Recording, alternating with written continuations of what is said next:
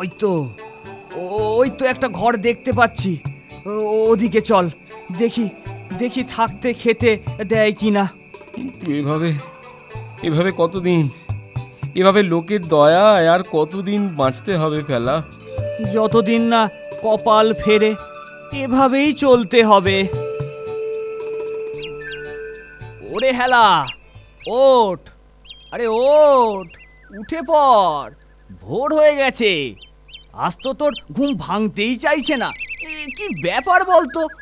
এই নাও একটা ফুটো ঢোল আর এই কাঠি, সঙ্গে রাখো যদি কোনো প্রয়োজন লাগে। ধন্যবাদ ঢুলি ভাই, আপনার অসীম দয়া। চললাম ঢুলি ভাই।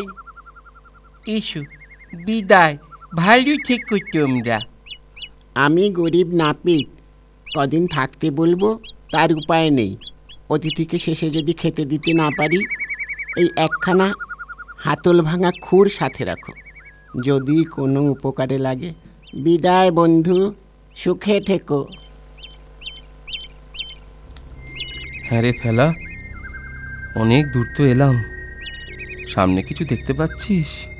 হ্যাঁ, একটা অট্টালিকা দেখছি, কিন্তু এ কোনো গরিবের বাড়ি নয়। ধনী লোকের কি আমাদের উপর দয়া হবে?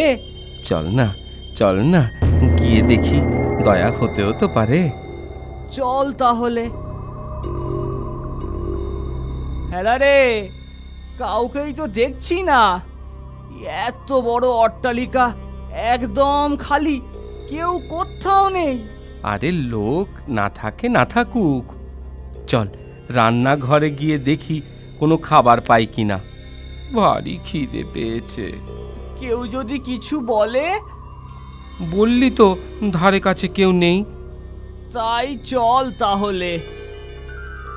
ও বাবা, কত রকম খাবার রে, কোনটা ছেড়ে কোনটা খাবো রে হেলা? যেটা খুশি খা। রান্নাঘরে তোরা কে রে? ঘর বন্ধ করে কথা কইছিস?